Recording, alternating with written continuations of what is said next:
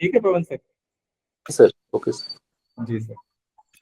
तो चलिए फिर जल्दी जल्दी आगे के सवाल देख लेते हैं हम लोग। तो पहला सवाल है, interest earn on contribution to provident fund set up by the central government in excess of how much amount will be taxable subject to the condition that no contribution is made by the employer. Four. जी, सभी सभी मतलब ठीक है, सभी को clear है? कोई ऐसे साथी जिनको ये वाली इसका आंसर में डाउट हो या समझ में नहीं आया हो तो वो जरूर पूछे, हमारा कोई ना कोई साथी इसको अच्छे से एक्सप्लेन कर ही देता है। तो फोर्थ ऑप्शन है। जी प्रदीप सर, कुछ कहना चाह रहे हैं? हाँ सर, उसमें जो कोई कहाँ लिखा गया क्या, जो 4 लाख की 5 लाख कैसे कुछ मेंशन है ना, ऐसा कोई कुछ फॉर्मूला? हाँ सर।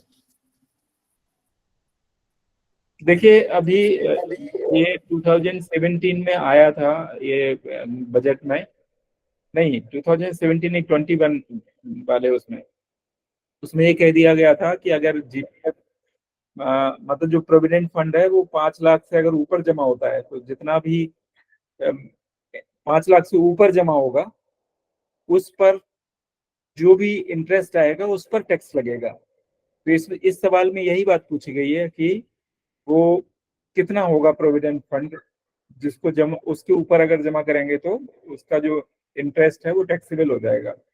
तो 5 लाख तक कोई टैक्सेबल नहीं है, बट 5 लाख से ऊपर टैक्सेबल है। जी सर, थैंक यू सर। जी, इसमें जो खास बात है इसमें 2-3 बातें और हम थोड़ा याद रख लें। वो है कि जो गवर्नमेंट एम्प्लॉई है उनके लिए जो लिमिट है वो है 5 लाख।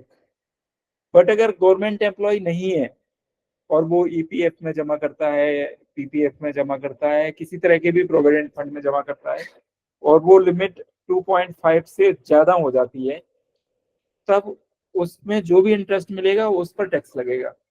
बट अगर गवर्नमेंट एम्प्लॉय है तो उसकी लिमिट 5 लाख है। इसके अलावा अगर मान लीजिए कि कोई एम्प्लॉयर कंट्रीब्यूशन जिसमें इन्वॉल्व है तो उसकी जो लिमिट है वो 7.5 लाख है। इसके बाद इंटरेस्ट लगेगा। तो चलिए ये सवाल तो हो गया। चलिए ये तो बहुत आसान है। Deduction an account of which of the following are not available to the government servant who opts to compute his tax on income under section 115-BAC। जी सुशीलता मैम, सुशीलता मैम कुछ कहना चाहती हैं? हाँ जी सर, गुड इवनिंग सर। जी ma'am बोलिए। हाँ, बस यही कहना चाह रही थी कि जैसे अभी एक्सप्लेनेशन दिया ना आपने पिछले क्वेश्चन पे, जी ऐसी छोटी सी जो भी इस मतलब हर क्वेश्चन की रिगार्डिंग कुछ जो भी नया चेंज है वो आप साथ के साथ एक्सप्लेन कर देंगे तो थोड़ा अच्छा रहेगा सर। कल आपने अटेंड नहीं करी थी क्लास? कल करी थी सर, कल भी करी थी, थोड़ा नेटवर्क इशू आ रहा था। अच्छा अच्छा, जी जी जी, ठीक है तो ठीक है, रिक्वेस्ट है बिल्कुल। सर, अगर हो जाए तो मतलब हर क्वेश्चन के साथ छोटा सा एक्सप्लेनेशन। जरूर जरूर। Thank you sir, thank you sir. हमारे साथी जो हैं वो एक्सप्लेन कर ही रहे हैं, कुछ जहाँ नहीं बनता है। चलिए, तो ये वाला जो सवाल है, चलिए इसमें बताइए जरा इसका कौन सा आंसर होगा। टेक्स्ट मैसेज कर सकते हैं, बता सकते हैं। और बताइए कोई साथी जिनको ये सवाल समझ में नहीं आया कि इस सवाल में पूछा क्या गया है। हमारे कोई साथी ऐसे हैं जिनको ना समझ में आया हो कि सवाल में क्या पूछा गया है, हमें समझ नहीं सर आ रहा है। मुझे नहीं समझ में आया सर। हाँ सर मुझे भी नहीं समझ में आया, ये नहीं जानती हूँ मैं कि लिखो सर, लिख। बिल्कुल मुझे भी नहीं बिल्कुल। आया सर। चलिए, तो जिनको समझ में नहीं आया, मुझे जो अंदाजा है वो इस वजह से नहीं समझ में आया होगा। ये क्या लिखा हुआ है 115 BAC section sir new 115। Tax regime है। यस, यहाँ पर जो है वो इम्पोर्टेंट बात यही है, ये सेक्शन हमें याद रखना है कि ये सेक्शन ऐड किया गया है न्यू टैक्स रिजीम के लिए। इसी सेक्शन से न्यू टैक्स रिजीम की का इंट्रोडक्शन हुआ है। तो यहाँ बस सिर्फ इतनी सी बात है कि न्यू टैक्स रिजीम के बारे में सवाल है, और इसमें ये पूछा गया है कि कौन कौन से जो डिडक्शंस हैं वो अवेलेबल नहीं है न्यू टैक्स रिजीम में। तो अब आप बता दीजिए कि अब आई होप सबको क्लियर हो गया होगा, जिनको नहीं समझ में आया था आ गया समझ में ना? जी सर। जी सर। Yes sir.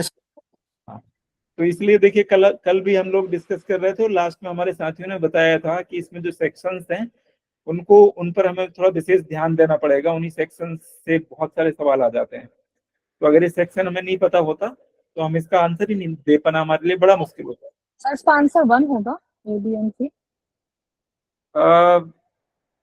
इसमें जो डी वाला ऑप्शन है donation paid for charitable purpose, इसमें क्या इश्यू है मैम, मीना मैम?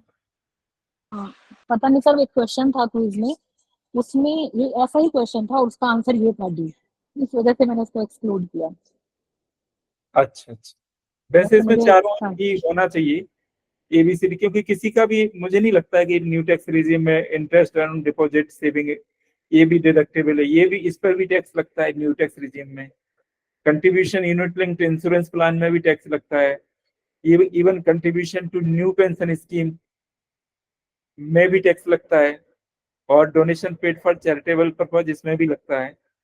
यहाँ पे जो contribution to new pension scheme जो है वो यहाँ एम्प्लॉयर की बात नहीं हो रही है, एम्प्लॉय की बात हो रही है। तो इसका आंसर तो वैसे ए बी सी डी कोई भी डिडक्शन इसमें न्यू टैक्स रिजीम में है नहीं, तो आंसर यही। Contribution to new pension scheme में 10% से अबव की 10% पे, जो 10% एम्प्लॉय पे करते हैं, नहीं कोई उसके ऊपर टैक्स। बिल्कुल भी नहीं है मैडम, इसमें डिडक्टेबल है ही नहीं, मतलब वो उस पर टैक्स लगेगा ही कितना भी वो हो। मतलब न्यू टैक्स रिजाइम में जो है ना इन सभी पे टैक्स लगता है, तो 10% या 5% की कोई बात ही नहीं है न्यू टैक्स रिजाइम में। जी sir, thank you. Ji,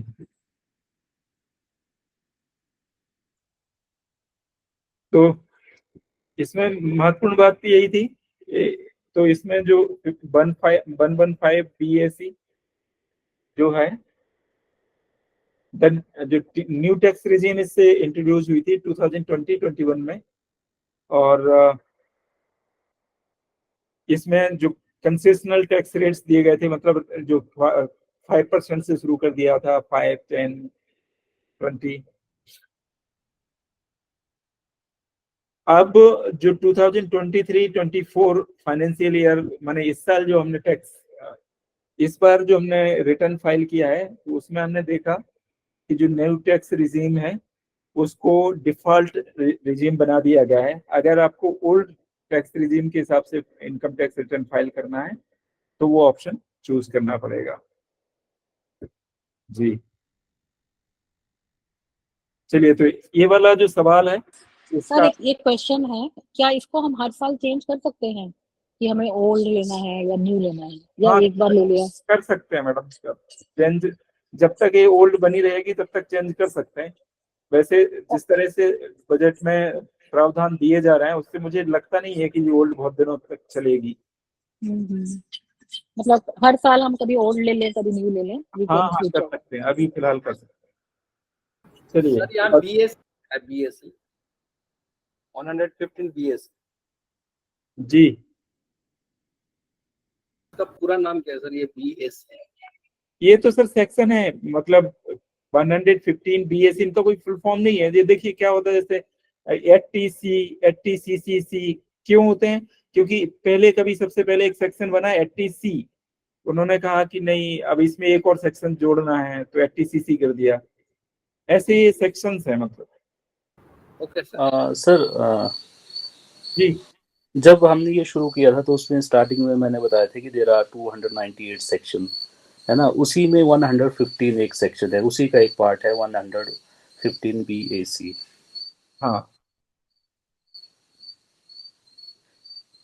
ji sir, बिल्कुल सही, थैंक यू सर। चलिए, तो donation to which of the following funds is eligible for 100% deduction from total taxable income, 3 clean Ganga fund. C clean Ganga. हाँ बिल्कुल, clean Ganga fund जो है वो 100, क्लीन गंगा फंड को अगर डोनेट करेंगे जितना भी पैसा, तो वो सारा का सारा जो है वो ओल्ड टैक्स रिजाइम के हिसाब से 100% डिडक्टेबल है। तो इसमें क्लीन गंगा फंड है, और इसमें ये 4 नाम थोड़ा सा याद रख लीजिए ध्यान से। तीन तो पिताजी, बिटिया और उनके बेटे के नाम पर है, मतलब जवाहरलाल नेहरू, इंदिरा गांधी और राजीव गांधी। और एक है prime minister drought relief fund. इनमें जितना भी पैसा जमा किया, इनमें जो भी पैसा डोनेट किया जाता है उसका 50% ही टैक्स डिडक्शन में लाभ मिलता है। जी Masrat ma'am. Good evening sir. Sir अभी इस बार स्वामी में मैं देख रही थी सर, हटा दे, लास्ट ईयर की स्वामी में ये 4 थे, इस बार वाले में सिर्फ वो ड्राउट फंड वाला ही 50% है, बाकी तो ये 3 दिख नहीं रहे सर। इसको थोड़ा अच्छा, मतलब ये 3 हटा दिए गए हैं, जवाहरलाल हाँ नेहरू, सर, इंदिरा गांधी हाँ और सर राजीव गांधी। जी, लास्ट तो ईयर अभी सर के स्वामी में है, इस साल नहीं है, जी सिर्फ जी ड्राउट वाला है। स्वामी में नहीं है, बिल्कुल सच बात है। अब चलिए, थैंक यू मसरत मैम। फिर इस तरह की एक लिस्ट दी हुई है जिसमें कहा गया है कि 100% डोनेशन करेंगे तो 100% डिडक्शन, टैक्स डिडक्शन का फायदा मिल जाएगा। National defence fund, prime minister national relief fund, prime minister Armenia earthquake relief fund, Africa public contribution India fund, national foundation for communal harmony. तो इनको एक बार आप लोग जो है एक या तो लिख कर या प्रिंट आउट निकाल के इनको कुछ दिनों के लिए अपने स्टडी टेबल के पास जरूर लगा लें, ताकि ये जो है हमारे जो ग्राफिकल मेमोरी है उसमें चले जाएं। ठीक, तो किन किन का, चलिए अगला जो सवाल है, what is the total income up to which an SSC shall be entitled to a deduction of an amount equal to 100% of income tax or rupees 12,500, whichever is less. 1 5 हाँ लाख। बिल्कुल सही। ये ओल्ड टैक्स रिजीम के हिसाब से इसका first option है कि अगर इनकम है किसी भी एसएससी की 5 लाख या उससे कम, तो उसका फिर टैक्स नहीं लगता है, क्योंकि एक सेक्शन है 87A। इस 87A सेक्शन, जो 87A सेक्शन है उसमें ये वाली बात कही गई है कि अगर 5 लाख रुपए तक की इनकम है तो उसमें जितना भी टैक्स बनेगा उसको माफ कर दिया जाएगा, उससे टैक्स नहीं लिया जाएगा। तो 2.5 लाख से लेके 5 लाख तक 2.5 लाख रुपए बनते हैं, तो 2.5 लाख का जो टैक्स बनता है वो 12,500 रुपए ही बनता है। 2.5 लाख से 5 लाख तक कितने परसेंट टैक्स लगता है? 5% से 5%। तो 2.5 लाख का 5% कितना हुआ? 12.5 से 12,500। तो ये अगर एग्जैक्ट 5 लाख इनकम हुई तो 12,500 रुपये माफ कर दिए जाएंगे। बट अगर मान लीजिए कि किसी की इनकम 3 लाख रुपए है, तो 3 लाख रुपए है तो 2.5 लाख तक तो वैसे भी टैक्सेबल नहीं है, बस 50,000 रुपए जो है वो उस पर टैक्स लगने वाला था। तो 50,000 का कितना टैक्स बनेगा? 2500। 2500। तो वो 2500 माफ हो जाएंगे, मतलब मैक्सिमम 12,500 माफ होंगे। उससे कम इनकम में जितना भी होगा वो माफ कर दिया जाएगा, ये 87A कहता है। अब जो न्यू टैक्स रिजीम है इसमें इस साल का बजट जो आया है उसके हिसाब से, जो नया बजट है उसके हिसाब से ये अमाउंट है 25,000। 25,000 है जरूर, मगर बड़ी अजीब सी बात यह है, चलिए जैसे इसकी थ्रेशोल्ड लिमिट है ना 5 लाख, जो अभी इस बार का बजट आया है उसकी threshold limit new tax regime के हिसाब से बताइए कितनी है? 7 लाख। बिल्कुल सही सर, 7 लाख। 7 लाख। मतलब 7 लाख तक अगर इनकम है तो जो भी टैक्स बनेगा वो माफ कर दिया जाएगा। और न्यू टैक्स रिजीम में कितने लाख तक कोई टैक्स नहीं लगना है? 3 लाख लाख तक, बिल्कुल। तो 3 लाख से लेके 7 लाख तक कितना बचा? 4 लाख। और 4 लाख पर कितने % टैक्स लगेगा? 5%। 5%। तो 4 लाख का 5% कितना हुआ? 20,000। 20,000। मतलब एक तरह से कहा जाए तो मैक्सिमम जो फायदा होने वाला है वो कितने का होने वाला है? 20,000 रुपए का। 20,000 का। बट चूंकि बजट में 25,000 लिखा है तो वो यहाँ हमने लिखा है। बाकी मेरे कैलकुलेशन के हिसाब से तो वो 20,000 का ही फायदा मिलेगा न्यू टैक्स रेजिम में। सर वो 3 to 6 है, 3 to 6 is 10, then 6 to वहां तक पहुंचेगी तो 15 है। ओके, बिल्कुल सही कहा अशोक कुमार सर। मतलब 3 to 6 लाख 5% है, मतलब 3 लाख पे 5% लगेगा तो कितना हो गया? 15,000 रुपए। और 6 से 7 लाख तक है 10%, तो 1 लाख 10,000 हो गया। हाँ, बिल्कुल 15,000 और 10,000 टोटल हो गया 25,000। अच्छे से। बिल्कुल सही। Thank you so much sir, आप सभी का बहुत धन्यवाद। नहीं सर, इस साल सर वो 3 to 7 कर दिया है सर। इस फाइनेंस जो आया है ना जुलाई में, जो बजट आया है सर, उसमें 3 to 7 कर दिया है। हाँ 2 7 कर दिया है, इसका मतलब सर, मतलब 3 to 7 तक है 5%, 7 to 10 तक है 10%, और 10 से 12 है 15%। ये जो 3 लाख का जो था, अभी पहला स्ट्रेच में 4 लाख करके 4, मतलब 3 to 7, 7 to 10, 10 to 12, 12 to 15। अभी जो मतलब अलग अलग जो अभी जो न्यू टैक्स स्लैब आया है उसमें इसी तरह की गई है। ये जो कैलकुलेशन थी वो पिछले के हिसाब से अब फिर नए के हिसाब से अलग होगी। ये सर पिछले के हिसाब से होगा। जी सर, जी सर। क्योंकि इस अभी जो नए आए हैं वो 3 to 7 है। जी सर, जी सर। तो कुल मिला के 20,000 का ही फायदा यहाँ पर वो टैक्स बचेगा अगर 7 लाख तक कम है तो। जी, तो इसकी जो लिमिट है वो 7 लाख ही बची है न्यू टैक्स रेजिम में, या 750 कर दिया है जब टैक्स नहीं लगेगा? प्रदीप सर।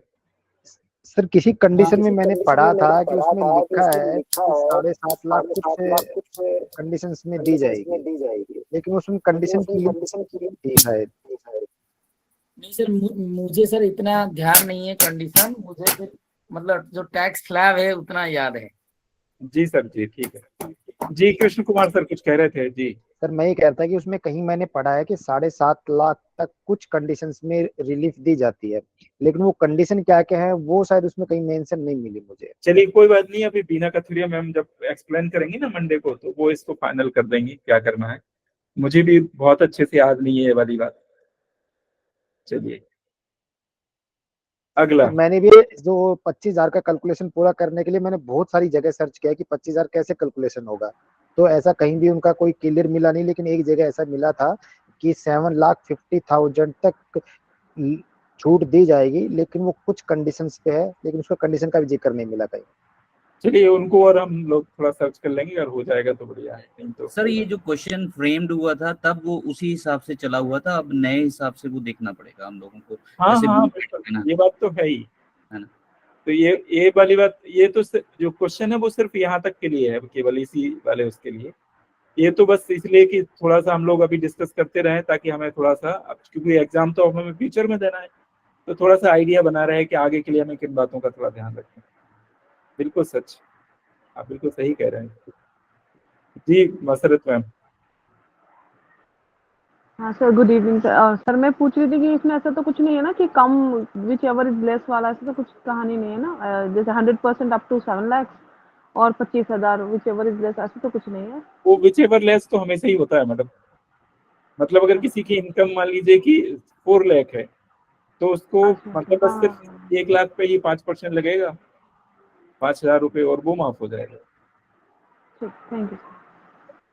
जी प्रशांत सर। सर नमस्कार सर, फाइनल जो आंसर लिखेंगे वो 25,000 लिखेंगे ना, चाहे वो हमारा 20,000 कैलकुलेशन में आ रहा है। अब नहीं, असल में उसमें लिखा 25,000 ही है। हाँ 25,000 तो हमारा आंसर 25,000 ही हम उसको फाइनलाइज करेंगे जी। बट वो whichever is less वाली बात। हाँ, तो चलिए ये वाला सवाल आप लोगों ने पढ़ ही लिया होगा, स्क्रीन वाला। If the assessee has taken any loan from any financial institution for purpose of higher education of his children, the amount of the payment of interest made during the year can be deducted till the loan is cleared or for। मतलब educational loan अगर लिया है तो वो कितने साल तक जा सकता है मैक्सिमम? 8 years। 8 years sir. बिल्कुल 8 years। इसमें तो किसी भी साथी को कोई दिक्कत नहीं है। सेक्शन 80E है, 80E, जिसके तहत कहा जाता है कि कोई भी एजुकेशनल लोन लिया अगर लेता है कोई एम्प्लॉय एसएससी, तो उसको जो एजुकेशनल लोन होगा उसके इंटरेस्ट पर डिडक्शन मिलता है, और वो केवल मैक्सिमम पीरियड ऑफ 8 इयर्स तक उसको क्लेम किया जा सकता है, या तो 8 इयर्स या उसके पहले अगर मान लीजिए लोन क्लोज हो गया तो वहां तक। चलिए ठीक है सर ये वाला याद करना आसान है, 80 का 8 ले लीजिए और E for education, higher education. क्या बात, बहुत बढ़िया। चलिए, तो ये तो थे अभी हमारे केवीएस वाले। अब ईएमआरएस में इस साल जो पेपर हुआ था उसमें जो सवाल आए थे, और वो था एक सवाल for the assessment year 2023-24, the return of income has to be filed before which of the following dates. Return किस डेट तक भर सकते थे? 31 जुलाई। हाँ, तो ये नॉर्मल हर साल यही डेट होती है, 31 जुलाई। अभी पिछले साल इसको एक्सटेंड नहीं किया गया था, इस बार एक्सटेंड किया गया है क्या? आप लोग को किसी को नॉलेज में हो तो? सर एक्सटेंड नहीं किया इस बार, बल्कि फाइन नहीं किया गया सर। हाँ, इस नहीं बार किया। इस बार तो फाइन भी है 5,000 का। जी, इस बार भी एक्सटेंड नहीं किया। उसके पहले तक ये एक्सटेंड होती रहती थी डेट, बट इस बार फाइनेंशियल ईयर जो 2022-23 के बाद से ना डेट एक्सटेंड होना बंद हो गई, और वो 31 जुलाई ही होती है। तो वो 31 जुलाई है, तो हम आसानी से याद रहेगा ही हमारे लिए, इसमें बहुत कोई एक्सप्लेनेशन की जरूरत नहीं है, ये सबको याद रहेगा। Interest earned on deposit up to what amount is allowed as deduction from total income in the case of senior citizen under old regime of income tax। इसको हम लोग कल अच्छे से डिस्कस कर चुके हैं, तो 50,000 सर। हाँ, तो इसको तो हम कल डिस्कस ठीक से कर चुके हैं, तो आई होप कि आज इसकी कोई आवश्यकता नहीं है। चलिए, तो अगला है under existing income tax rates the amount admissible for deduction from the total income on account of entertainment allowance received by a government servant is up to 1/5 of his salary, और इसको भी हम लोग खूब डिस्कस कर चुके हैं। 5,000 whichever is less। हाँ, 5,000 whichever is less। मतलब आप देखिए कि ईएमआरएस के जो सवाल, ईएमआरएस का क्वेश्चन पेपर बना, उन्होंने पुराने सालों के पेपर उठाए और बना दिया है ना। चलिए, तो ये ईएमआरएस के कुछ 2-3 सवाल थे जो ईएमआरएस के पेपर में आए थे, और वो पिछले सालों में ही आ चुके थे, मतलब या तो केवीएस में यानी एनवीएस में। चलिए, अभी एनवीएस का ऑल इंडिया डायरेक्ट रिक्रूटमेंट 2022 है, इसके सवाल थोड़े कठिन टाइप के थे। जब मैंने एग्जाम दिया था तो मुझे थोड़े से कठिन लगे थे। अब देखते हैं कैसे हैं। The total amount of the interest paid और accrued on borrowed capital for acquisition or construction of a house, including that pertaining to the period prior to the year in which such house is acquired or constructed, is allowed as deduction from taxable income in how many equal annual installments? आप लोग सभी लोग 5 कह रहे हैं, और sir ये तो क्विज करने के बाद हमें पता लगा कि 5 है, मुझे तो इससे पहले कभी नहीं पढ़ा था ये वाला। ये 5 बिल्कुल। तो मुझे भी इसको देख के, क्योंकि मैंने भी कभी पढ़ा नहीं था इसको, जब पहली बार ही सीधे क्वेश्चन पेपर में पढ़ा था तब मुझे भी नहीं पता था इसका आंसर। ये तो उसके बाद आंसर की और वो सब। और इसका एक्सप्लेनेशन ये है कि अंडर सेक्शन 24B जो है, जिसमें कि हाउस लोन प्रॉपर्टी की बात की गई है, मतलब हाउस प्रॉपर्टी पे लोन की बात की गई है। An individual can claim deduction on the interest paid on borrowed capital for the acquisition or construction of a house property. If the property is self-occupied, the interest on borrowed capital is deductible up to a limit of rupees 2 lakh per annum. The interest pertaining to the period to the year in which the house is acquired or construction is completed, called pre-construction interest, is also allowed as a deduction. This pre-construction interest can be claimed in 5 equal annual installments, starting from the year in which the house is acquired or construction is completed. Sir इसमें ये समझ नहीं आया, जो 5 equal installments हैं, ये तो हम इनकम टैक्स में रिबेट लेते ही हैं अगर इंटरेस्ट जा रहा है हमारा, तो ये इंस्टॉलमेंट वाला क्या कंसेप्ट है? यहाँ पर इम्पोर्टेंट बात ये है कि यहाँ पर बात की गई है, जो देखिए इसमें क्या लिखा है, एक्विजिशन और construction of the house including that pertaining to the period to the year in which such house is acquired और कंस्ट्रक्टेड। मतलब यहाँ पे क्या बात कही गई कि जो कंस्ट्रक्शन अभी कंप्लीट नहीं हुआ है, तो उस टाइम मैंने 5 साल का पीरियड लोन लेते हैं, तो कंस्ट्रक्शन चल रहा है, तो इसमें मैक्सिमम 5 ईयर का टाइम पीरियड मिलता है कि 5 ईयर के अंदर वो कंस्ट्रक्शन या एक्विजिशन पूरी कंप्लीट कर लेनी चाहिए। जैसे मान लीजिए किसी बिल्डर को दे दिया कोई लोन, बिल्डर से हमने खरीदा कोई फ्लैट और उसका हमने लोन लिया और वो बिल्डर को मिल जाता है उसका पैसा, तो उसका एक्विजिशन आपको मिले या ना मिले, वो मैक्सिमम ईयर जो है वो 5 ईयर ही होगा, उससे ज्यादा नहीं होगा, है ना। वो वाली बात है। तो हर साल जो भी है वो 2 लाख का ही मिलेगा। हाँ सर, इसमें अगर जैसे हमने कोई प्रॉपर्टी ली है तो उसमें मतलब 5 साल तक ही मिलेगा ये मतलब है इसका? नहीं, वो उसके बाद भी मिलेगा, मगर वो माना वो एक्विजिशन 5 साल में हो जाना चाहिए, कंस्ट्रक्शन करवा रहे हैं तो कंस्ट्रक्शन 5 साल में हो जाना चाहिए, वो वाली बात।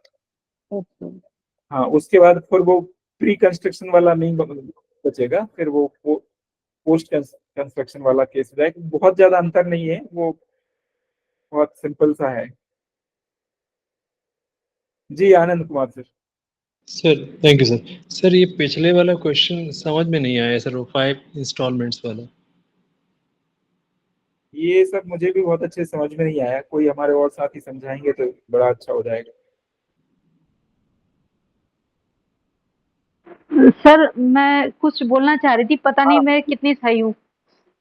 आप बिल्कुल चिंता मत करिए, बस आप बोलिए। सर असल में ऐसा होता है ना, जैसे सपोज एक घर बनाने के लिए और सपोज मेरा 70 लाख का लोन है, तो मतलब गवर्नमेंट तब तक उस पर इंटरेस्ट नहीं लेती, और कि जब तक मेरा घर मतलब जैसे सपोज मेरा 5 साल में घर बन के पूरा हो गया और मैं उस पे वो इंटरेस्ट दे रही हूँ उस लोन पे, तो क्या करें, जिस दिन मैंने घर ऑक्यूपाई कर लिया उसके अगले 5 साल मैंने जितना भी इंटरेस्ट दिया था, तो उसके अगले 5 साल तक जब मैं वो रिटर्न भरूंगी तो मैं उसकी रिबेट ले सकती हूँ। जैसे आज की डेट मैंने आज से 5 साल पहले लोन लिया था और मैंने आज की डेट में घर ऑक्यूपाई कर लिया, मतलब बैंक हमें एक सर्टिफिकेट देता है जब हमारा कंस्ट्रक्शन पूरा हो जाता है कि मतलब हमारा कंस्ट्रक्शन पूरा हो गया और अब हम उसमें रहने लगे, और उसके बाद फिर वो हम उसकी इंटरेस्ट की रिबेट ले सकते हैं अपने इनकम टैक्स रिटर्न में। ओके जी thank you so much ma'am, thank you. लेकिन मैम इनकम टैक्स में जो रिबेट है तो हम 7 साल भी लेंगे, जब कंस्ट्रक्शन चल रही है, हमने लोन ले रखा है, तो हम उन नहीं मैडम, नहीं तब नहीं ले सकते, तब आप इंटरेस्ट दोगे लेकिन उसकी रिबेट नहीं ले सकते। जब आप ऑक्यूपेंसी सर्टिफिकेट दे दोगे जो बैंक जारी करता है कि आपने घर में ऑक्यूपाई कर लिया, जो आपने लोन लिया था उसमें आपने बन गया, घर पूरा हो गया और आप उसमें रहने लगे, तब आप उसकी रिबेट ले सकते हो। लेकिन इसके लिए जैसे प्रैक्टिकल मेरा अपना ही एग्जांपल है, मैंने प्लॉट लिया है, उस पर कंस्ट्रक्शन नहीं कराई है, कंप्लीशन सर्टिफिकेट वैसे है उसका, अभी ऐसा कुछ बना नहीं हुआ, तो उससे मैं लेती हूँ, उससे इंटरेस्ट पे, जो लोन का जो इंटरेस्ट पे करती हूँ, तो उससे लेती हूँ। आप तो मैडम आपने केवल वही लिया होगा ना, सिर्फ प्लॉट के लिए ही लोन लिया होगा ना, हाउस के लिए नहीं लिया होगा हाँ ना? हाँ, वो कंस्ट्रक्शन के लिए लोन की बात कर रहे हैं ये। और मतलब जमीन के लिए अलग ज्यादा रेट पे मिलता है लोन, और कंस्ट्रक्शन के लिए कम रेट पे मिलता है लोन। ओके। तो पहले लोग क्या करते हैं, जैसे जमीन के लिए इंटरेस्ट लोन ले लिया और 1 साल तक वो दिया, उसके बाद फिर वो उसको कंस्ट्रक्शन में कन्वर्ट करवा लेते हैं, तो रेट ऑफ इंटरेस्ट कम हो जाती है।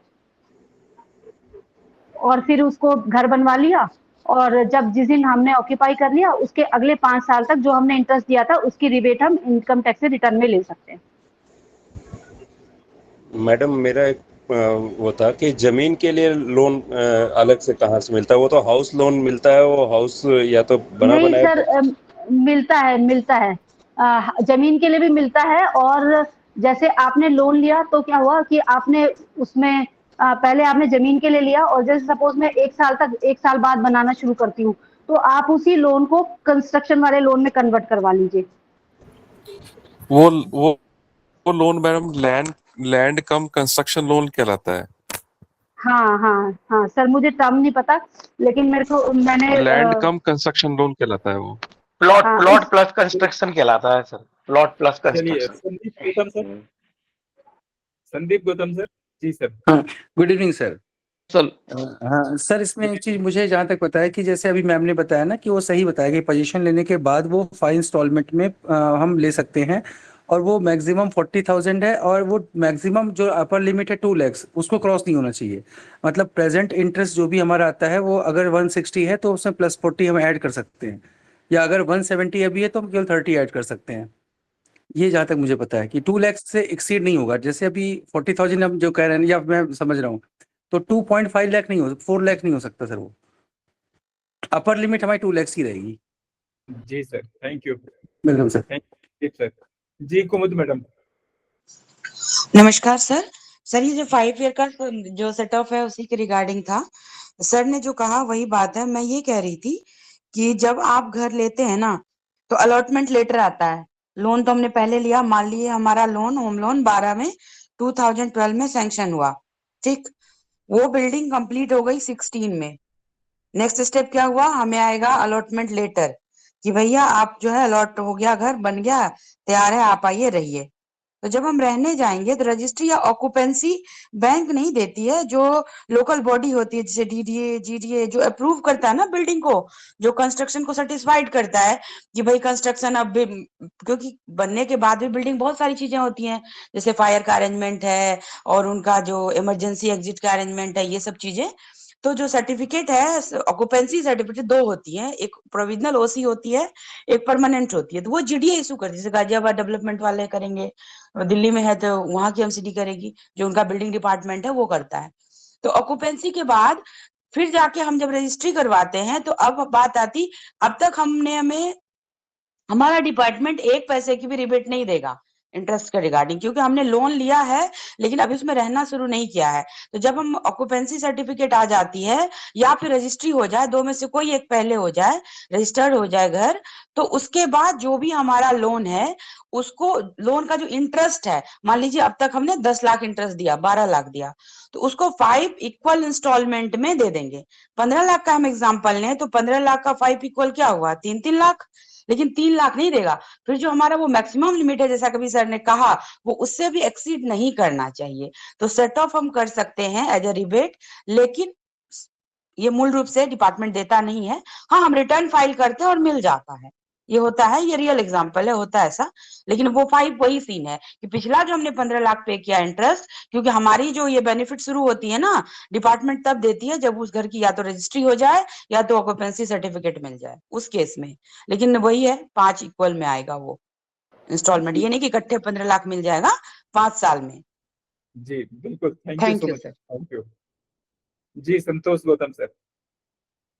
सर वही 5 इंस्टॉलमेंट का ही बताना था, लोगों को समझ में आ गया है तो फिर ठीक है, नहीं तो ठीक है। वही 5 एनुअल इंस्टॉलमेंट का क्या मतलब था, वही बताना चाह रहा था।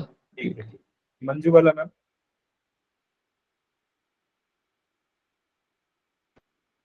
नमस्कार सर। जी मैम। सर मुझे ये पूछना था, जैसे इंटरेस्ट अगर हमारा 2 लाख प्लस जा रहा है, हम तो मैक्सिमम 2 लाख तक ही ले सकते हैं ना, जो उससे ऊपर इंटरेस्ट है उस पे तो हमें कोई रिबेट नहीं मिलेगी ना? जी मैम, नहीं मिलेगी। ठीक है जी sir, thank Pawan Sharma sir. Sir एक मैंने वो लिया, अगर इसको थोड़ा सा एग्जांपल दिया उसने कि कैसे इसको करना, मैं अगर आप स्क्रीन प्रेजेंट करना चाहूँ तो आपकी परमिशन। हाँ कर दीजिए, बिल्कुल करिए sir, present please.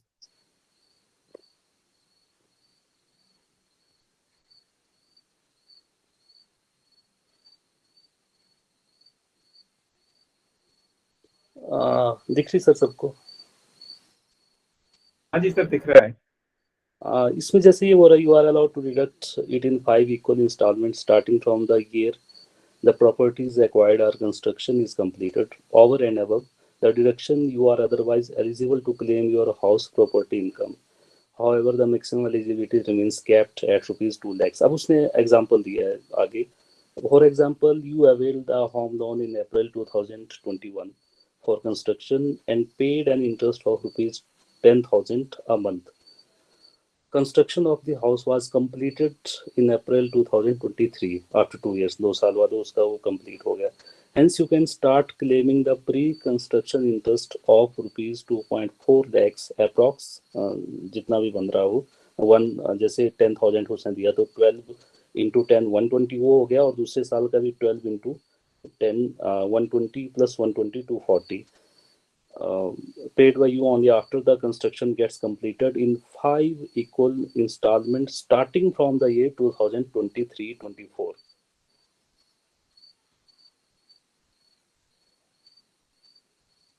Or maximum interest reduction under section 24B is capped at rupees 2 lakhs.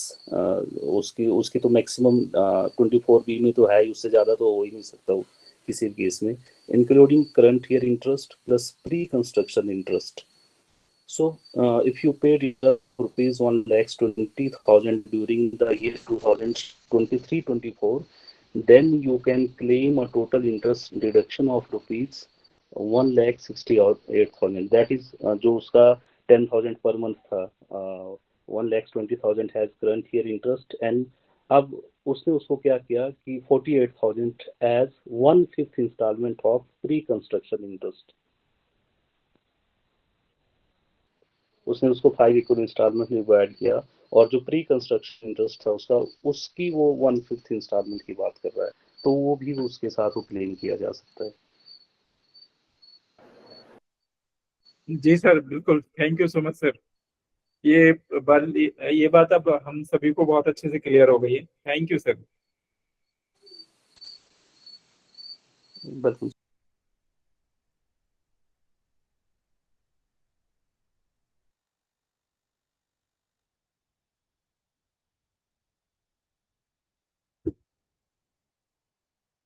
चलिए, बहुत बहुत बहुत धन्यवाद आप सभी का ना, इस सवाल को अच्छे से एक्सप्लेन करने के लिए। Thank you. अब मैं आगे से कभी इस सवाल को भूल नहीं पाऊंगा। धन्यवाद, बहुत बढ़िया।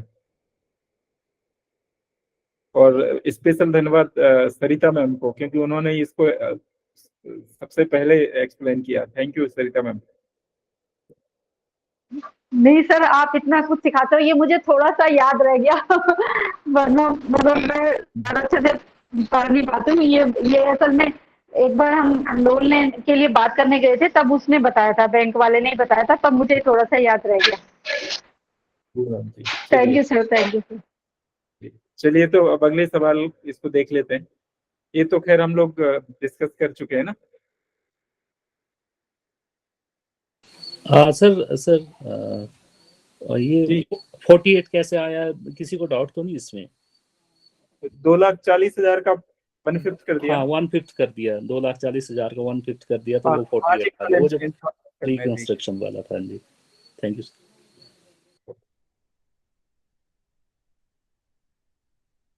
हाँ, ये स्टैंडर्ड डिडक्शन तो हम कई बार बात कर चुके हैं, ये क्लियर है हमको अच्छे से। और सर जब अभी ये सवाल सर अभी चेंज हो गया है ना, 75,000 हो गया है इसमें। बिल्कुल सही कह रहे हैं आप। जी जी। मगर वो 75,000 सिर्फ न्यू टैक्स रेजिम में हुआ है। Okay sir. Old tax regime में अभी भी वही है सर। सर और गवर्नमेंट चाह रही है कि आप होल्ड को भूल जाओ और बिल्कुल नहीं पे शिफ्ट हो जाओ, हाँ ऑटोमेटिकली सब हो जाएंगे शिफ्ट। जी। तो ये क्वेश्चन के हिसाब से जो बनता है वो है अपना, वैसे भी इसमें 75,000 वाला कोई ऑप्शन है नहीं, तो कोई दूसरा ऑप्शन चूज करने का तो हमारे पास बनता नहीं है, और इसका सीधा स्टैंडर्ड डायरेक्शन है 50,000। जो चलिए अब एनबीएस के नॉर्थ ईस्ट रीजन वाला जो डायरेक्ट रिक्रूटमेंट हुआ था उसके कुछ सवाल देख लेते हैं। तो पहला सवाल है कि section 80 CCG of income tax act deals with deduction in respect of investment made under an equity saving scheme. This deduction is subject to fulfillment of certain conditions. One of them lays down that for availing the benefit of this deduction, the gross total income of the assessee for the relevant assessment year shall not exceed the prescribed amount. 10 lakh, 12 lakhs, 14 lakhs, 15 lakhs. हालांकि ये सवाल अभी 2023 में ही पूछा गया, 22-23 का जो exam था एनबीएस का, उन्होंने इस सवाल को क्यों पूछ लिया इसका तो मुझे अभी तक समझ में नहीं आया है, मगर फिर भी पूछा है और इसका आंसर भी हमें पता होना चाहिए। तो ये समझ में आ गया होगा शायद, या भी कोई डाउट है इस सवाल में क्या पूछा जा रहा है? ये सेक्शन 80 सीसीजी है, एक Rajiv Gandhi equity saving scheme करके चला करती थी। उस स्कीम में बहुत सारी कंडीशंस थी, और वो ये वाली स्कीम इसलिए चलाई गई थी कि गवर्नमेंट चाहती थी कि लोग शेयर मार्केट में थोड़ा पैसा इन्वेस्ट करें। उसके रिगार्डिंग ये सवाल है। अब तो सर 2017 से शायद इसको डिसकंटिन्यू कर दिया है। हाँ, तो अब मगर ये 2020, इसलिए तो मैं कह रहा हूँ कि इस सवाल को क्यों पूछ लिया, मतलब पिछले साल ही पूछा है सवाल, तो फिर भी मगर चूंकि था तो सवाल तो है ही, और इसका आप लोगों ने बिल्कुल सही आंसर दिया है, और वो है 12 lakhs। और ये जो स्कीम थी वो कौन सी थी? Rajiv Gandhi equity saving scheme. और इसकी बहुत सारी कंडीशंस में से एक कंडीशन ये भी थी कि जो एसएससी है उसकी 12 लाख से ज्यादा इनकम नहीं होनी चाहिए, तभी उसको इस स्कीम का फायदा मिलेगा, और ये डिसकंटिन्यू कर दी गई है 1 अप्रैल 2017 से। ये सर इंफ्रास्ट्रक्चर बॉन्ड तो नहीं था राजीव गांधी का? हाँ, नहीं, शेयर मार्केट में पैसे लगाने का था। हाँ, एक तरह का वो इंफ्रास्ट्रक्चर बॉन्ड ही था। बिल्कुल सही कह रहे हैं आप जी। तो ये 80 सीसीजी की बात है। चलिए अगला सवाल है, donation to which of the following institution eligible for 100% deduction under the section 80G। इस सवाल को ये दोबारा से रिपीट हो गया है। सवाल रिपीट होने से मतलब दोबारा से पूछा गया है सवाल एग्जाम में, वो पिछले उसमें भी पूछा गया। तो ये तो आपको सबको पता ही है कि 3 नाम तो हमें छोड़ ही देने हैं, जवाहरलाल नेहरू, इंदिरा गांधी और राजीव गांधी। चौथा ही ऑप्शन हमारे पास बचता है, national foundation for communal harmony, जिसका 100% डिडक्शन एलिजिबल है। ये 100% डिडक्शन का मतलब तो हम सभी समझते हैं ना, कि जितना भी हम डोनेशन देंगे उतना सारा पैसा हमारे टैक्सेबल इनकम से कम हो जाएगा। ग्रॉस से टैक्सेबल इनकम से? हाँ, जो भी टैक्सेबल इनकम ही इम्पोर्टेंट होती है, क्योंकि उसी पे टैक्स लगता है। टैक्सेबल इनकम ही कम हो जाएगी, तो अब आप उसको ग्रॉस से मान लो चाहे टैक्सेबल इनकम से मान लो, अच्छा कहीं से भी कर लो, होना वही है। तो ये जो डोनेशन वाले होते हैं वो उनकी लिस्ट है पूरी की पूरी, जो अभी हम पहले बात कर चुके हैं। इन लोगों को अगर डोनेट करेंगे तो जितना भी डोनेट कर देंगे वो टैक्सेबल इनकम से कम हो जाता है। चलिए, which of the following is not included under the head salary as per income tax act. तो अभी पवन सर ने बड़े अच्छे से बताया था कि सैलरी में क्या क्या चीजें आती हैं, तो पूरी की पूरी वो डेफिनेशन है उसके, वो हमें अच्छे से एक बार थोड़े से ध्यान याद रख लेनी है। सारा कुछ कल त्रिपाठी सर भी कह रहे थे कि इसमें फैक्चुअल चीजें हैं, मतलब याद रख लेनी है इनकम टैक्स में, उसी से सवाल बनते हैं हमारे। तो इसका तो आंसर सबको ही पता है कि सैलरी में कौन सी चीज इंक्लूड नहीं है। Rent free quarter, value of rent free quarter, reimbursement of tuition fees, value of LTC और overtime allowance. LTC sir. LTC बिल्कुल, हाँ ठीक है, वैल्यू ऑफ LTC। ये डेफिनेशन है सैलरी की। तो इसमें क्या क्या है? All kinds of pay, DA, overtime allowance, bonus, leave salary, compensatory allowance, transport allowance, value of rent-free quarters, fees, honorarium, reimbursement of tuition fees, pension, subsistence allowance, interim relief, reimbursement of expenditure actual incurred towards medical treatment for self and family members, house rent allowance, to the extent not exempted under section 10, 13A and government or any other employer, contribution to the new pension scheme, ये सारे के सारे salary में include है। जी मंजू बाला ma'am. Sir इसमें एक ये value of rent free quarters, इसको थोड़ा सा एक्सप्लेन कर सकते हैं प्लीज? देखिए मैम, क्या होता है कि कुछ ऐसे क्वार्टर्स जिनका लाइसेंस फीस नहीं लगती है, और कोई भी क्वार्टर वही होता मैटर है। है जो ठीक है सर, क्लियर है फिर। वो हो हाँ। गया था उस दिन, मैं थोड़ा डाउटफुल हो गई इसमें।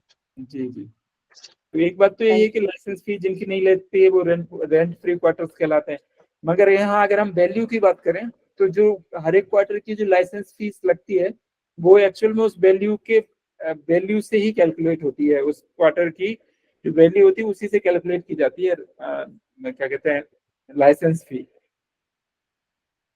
तो ठीक है जी Masrat ma'am. Thank you sir. Interim relief समझ में नहीं आया सर, उसके लिए बता दीजिए।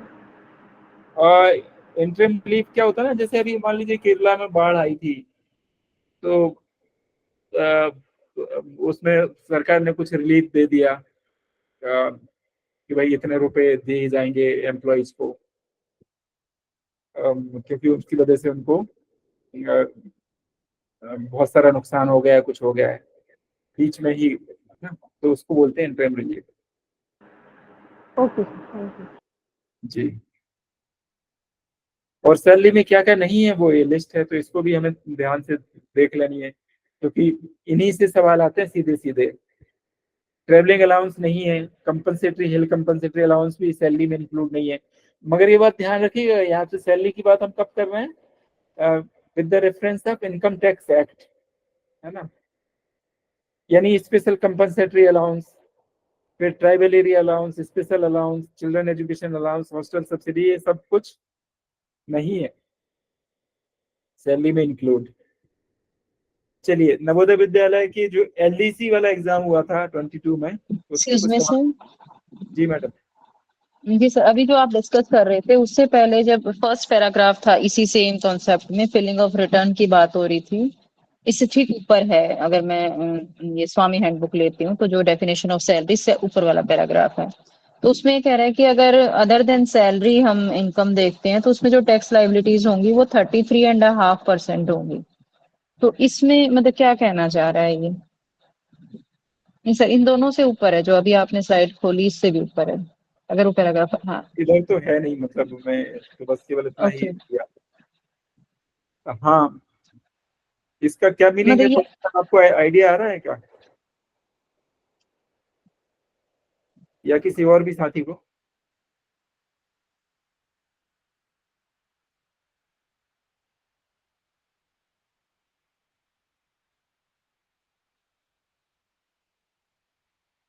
इसमें क्या लिखा सर सिर्फ मैं ये पूछना चाह रही हूँ कि जैसे अदर सोर्सेज से जो इनकम हो रही है तो उनका 33.5% टैक्स पे करना पड़ता है अदर देन सैलरीज में, जो हमें सैलरीज के अलावा इतना टैक्स है उस पे क्या?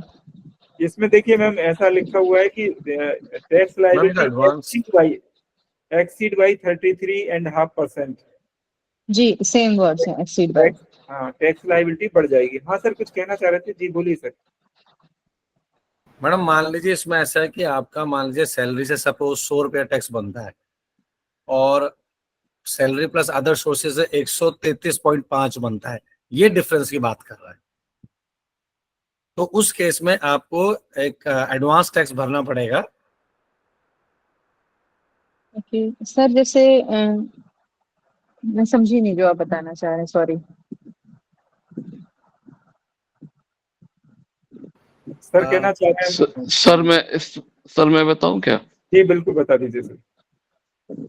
सर इसमें ये कह रहा है कि अगर मान लीजिए जैसे मान लीजिए 1 लाख रुपए अपना टैक्स बनता है सैलरी से, और तो क्या होता है कि मान लीजिए अपन जब रिटर्न फाइल करने जाते हैं तो उसमें बैंक का कुछ इंटरेस्ट वगैरह अगर मिलता है तो 5-10 हजार रुपए कुछ इंटरेस्ट अगर कुछ टैक्स का अमाउंट आता है तो वो अमाउंट जो है अपन उसको बाद में रिटर्न भरते समय पे कर देते हैं। परंतु यदि वो अमाउंट 33.5% से ज्यादा अगर आता है तो उसको अपने को 5 इक्वल इंस्टॉलमेंट में एडवांस पे मतलब 31 मार्च के पहले देना चाहिए। वो ये कह रहा है वो अगर 33.5% सैलरी 33.5% से ज्यादा मतलब 3,33,000 से ऊपर अगर आता है टैक्स तो फिर वो आपको देना पड़ेगा उसको। अगर टैक्स जो भी सॉरी 32,000 करीब आता है, 1 लाख अगर टैक्स आ रहा है और 33,500 से ज्यादा अगर टैक्स बन रहा है और सब मिला करके तो वो 5 इक्वल इंस्टॉलमेंट में एडवांस देना पड़ेगा। ये नहीं कि रिटर्न भरते समय दे रहे हैं आपको, मतलब 31 मार्च के पहले देना है। जी बिल्कुल सही कहा, थैंक यू सर। जी कौन मैडम। नमस्कार सर, मैं ये कह रही थी कि ये जो 33% वाली बात है ना, ये पर्सन टू पर्सन वेरी करेगा। बट सैलरी का जो भी टैक्स आए, जैसे 2 लोगों का एग्जांपल लेते हैं और बी का, ए का आया 1 लाख और बी का आया 2 लाख, तो दोनों का 33% अमाउंट तो अलग है। उससे ज्यादा यदि उनका बनता है ना अमाउंट तो उस केस में ये अप्लाई होगा, पहली बात। दूसरी बात, इनकम फ्रॉम अदर सोर्सेस में सिर्फ इंटरेस्ट नहीं आता, उसमें और भी चीजें हैं। तो एडवांस टैक्स वो लोग देंगे, मान लीजिए किसी का 50,000 ही आ रहा है, 60,000 का लेते हैं एग्जांपल, आसान रहेगा 1/3 करने में। 60,000 की टैक्स आई उसकी सैलरी से और 20,000 आ गया अदर सोर्सेस, इंटरेस्ट हो, गैम्बलिंग हो, जो भी हो। तो उस केस में क्या हुआ उसका कि अब हो गया टोटल टैक्स कितना, 60,000 सैलरी वाला, सॉरी 60,000 सैलरी वाला और 20,000 अदर सोर्सेज वाला, टोटल कितना हुआ 80,000। तो ये बंदा अब एडवांस टैक्स पेड करेगा, वो भी क्वार्टरली। ये पर्सन टू पर्सन वेरी करेगा, सबकी टैक्स अपनी अलग आती है ना, तो उसका 33% भी तो अलग होगा। मैडम वो मैंने 1 लाख रुपए जो है एग्जाम्पल के रूप में लिया था, वो तो अगर 2 लाख होगा तो उसका निकाला जाएगा। ओवरऑल कह रही कि ये जो क्वार्टरली होगा 1/3 जिसका एक्सेस आएगा वही क्वार्टरली देंगे। ये पर्सन टू पर्सन वेरी कर सकता है, बड़े छोटे अमाउंट की बात नहीं है। और उसमें जो मेन बात ये है कि अदर सोर्सेज में अदर देन इंटरेस्ट भी चीजें आएंगी। क्वार्टरली नहीं, क्वार्टरली नहीं है मैडम, 3 इंस्टॉलमेंट में देना है, मतलब 31 मार्च के पहले 3 इंस्टॉलमेंट में देना है, वो क्वार्टरली नहीं है, 3 इंस्टॉलमेंट है। तो क्वार्टरली में तो 4 इंस्टॉलमेंट हो जाएंगे, वो 3 इंस्टॉलमेंट में देना, मतलब 1 जनवरी में दे दे, 1 दिसंबर में दे दे, 1 फरवरी में दे दे, ऐसा 3 है। Okay sir. जी सर, 3 मुझे भी इंस्टॉलमेंट यहाँ पे कुछ ऐड करना है कि अगर हम एडवांस टैक्स नहीं देते हैं, है ना, और हमारा बाकी अदर टैक्स बनता है बाद में जो हम रिटर्न फाइल करते हुए पे कर रहे हैं, देन वी हैव टू पे interest also on that tax. हाँ, हाईएस्ट रेट जाएगा फिर, हाईएस्ट वाला। यस जी बिल्कुल, अब एकदम क्लियर हो गई बात ना मंजू मैडम, क्लियर हो गई बात। Yes sir, thank you. चलिए ठीक। तो अगला जो सवाल है इसको आप सभी ने पढ़ ही लिया, छोटा सा सवाल था, और ये जो लोग ऑफिस में काम करते हैं उन लोगों को बहुत अच्छे से पता है ये वाली बात। ये 24Q एंड 26Q, ये एक तरह के जो एम्प्लॉयर होता है, डीडीओ होता है, वो हर क्वार्टर में इनकम टैक्स डिपार्टमेंट को बताता है कि उसने उस क्वार्टर में कितने लोगों का टैक्स काटा टीडीएस के फॉर्म में, और वो किन का कितने रुपए है, उनके पैन में उनके पैन को उल्लेख करते हुए डिपार्टमेंट को बताया जाता है 24Q के फॉर्म में। तो ये हर एक कब बताया जाता है? मंथली है सर। नहीं, मंथली नहीं है, ये है क्वार्टरली। ये जब इनकम टैक्स काटते हैं वो तो हर मंथ जमा करना होता है, जमा करना अलग है। यहाँ पर बात है 24Q की बात, मतलब एक स्टेटमेंट टीडीएस का जमा करते हैं इनकम टैक्स डिपार्टमेंट को। ये सब हालांकि ऑनलाइन ही होता है। इनकम टैक्स डिपार्टमेंट को ये बताया, जब भी टैक्स कटता है तो उसको चालान से जमा कर दिया जाता है सरकार के खाते में। तो 3 महीने में जितना भी पैसा जमा करता है डीडीओ, उसकी फिर उसका विवरणी देता है, मतलब उनको बताता है कि किस एम्प्लॉय का, किस एसएससी का कितना टैक्स कटा इस पूरे क्वार्टर में। तो ये क्वार्टरली होता है, हर क्वार्टर में ये 24Q के फॉर्म में या 26Q के फॉर्म में सबमिट किया जाता है। ये 24Q जो होता है वो एम्प्लॉइज के लिए होता है और 26 जो है वो अदर देन एम्प्लॉइज। तो ये तो क्लियर हो गया होगा, इसमें किसी को कोई डाउट नहीं होगा। जी कुमुद मैडम। सर मेरा एक डाउट है जी। कि जो डीडीओ है हमारे, उन्होंने रिटर्न जो टैक्स टीडीएस काटा तो अकाउंट से पैसे, लेकिन उसको वो जमा नहीं करा पाए, जो कि हमारे 26 फॉर्म पे रिफ्लेक्ट नहीं हुआ, क्योंकि जमा नहीं हुआ इसलिए रिफ्लेक्ट नहीं हुआ, लेकिन कटा है, अमाउंट कटा है। तो जो रिवाइज रिटर्न भरते हैं उसकी लास्ट डेट क्या होती है और क्या कोई फाइन है? देखिए पहली बात तो जमा करने वाली बात, तो जमा करना एकदम अलग मामला है। जमा तो उन्होंने जब भी कोई काटता है तो जमा कर ही देता है। गलती कहाँ होती है, ये 26Q फॉर्म को सबमिट करते समय, क्योंकि ये नॉर्मली ऑफिसेज में जो है वो ये फॉर्म कोई सीए को दे दिया जाता है, किसी थर्ड पार्टी को दे दिया जाता है। हाँ। फिर है उसका ना? समाधान क्या है सर? समाधान ये है कि जो जैसे मान लीजिए आपके उसमें रिफ्लेक्ट नहीं हुआ तो ऑफिस में चेक कराइए कि क्या है। उसके बाद ये 24Q ये सब रिवाइज्ड हो जाते हैं। तो वो फिर वीडियो जो है जिससे भी करवाया होगा, जिस सीसीए वो जिस सीए के थ्रू किसी के थ्रू से भी करवाया होगा, वो उसको रिवाइज्ड कर देते हैं। तो वो जो मुझे कोई बता रहे थे कि 30 जून ही होती है रिवीजन की डेट, मुझे वो कंफर्म करना था। नहीं ऐसा नहीं है, वो साल में कभी भी रिवाइज किया जा सकता है। बस उसकी पेनाल्टी लगती है, तो वो पेनाल्टी देने से बचते हैं लोग। अच्छा। हाँ थैंक यू सर।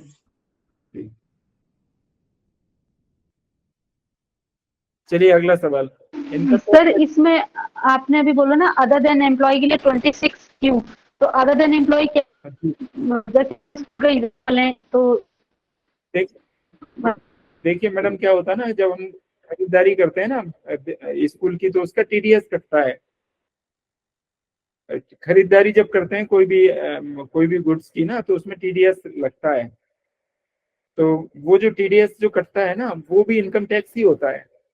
वो एम्प्लॉय का तो काटा नहीं है, वो किसी मतलब जिसने सप्लाई की है वो गुड्स की, उसके तो वो वहां का कटेगा। या सर्विस प्रोवाइड की है जैसे, तो उनका टीडीएस कटता है, तो वो जो सर्विस प्रोवाइडर्स हैं उनके खाते में जाएगा वो। ठीक है मैडम। Thank you. हाँ, question number 45, income tax act 1961 came into effect from which of the following dates. तो ये भी बिल्कुल फैक्चुअल सवाल है, सबको पता है ना इसका आंसर। लिखिए जरा अपने टेक्स्ट बॉक्स में, इन कॉल मैसेज में। कुमुद मैडम थोड़ा गड़बड़ हो गया।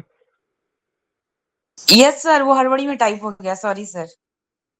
हाँ चलिए, इसमें क्योंकि इसमें पूछा है केम इनटू इफेक्ट, तो सितंबर 61 में पवन सर ने पहली क्लास में ये वाली बात बताई थी, जब पहला शुरू किया था क्लास का। जी, तो इसका सही आंसर है 1 अप्रैल 1962। अब चलिए थोड़े से सवाल और बचे हैं, जल्दी से कर लेते हैं, हालांकि टाइम तो काफी हो गया है, 9:30 से ऊपर हो गया है। चलिए, what is the rate at which surcharge of income tax payable on taxable income 5 crore और मोर। तो इसके हिसाब से बता दीजिए कि क्या आंसर है। हालांकि हम लोगों ने न्यू टैक्स रिजिम में पढ़ा है 25%, बट इसके हिसाब से सही आंसर है 37%। 37%। बिल्कुल, इसमें हम डिस्कस कर चुके हैं कई बार। What is the maximum amount of the donation of charitable purpose under section 80G that can be paid by cash?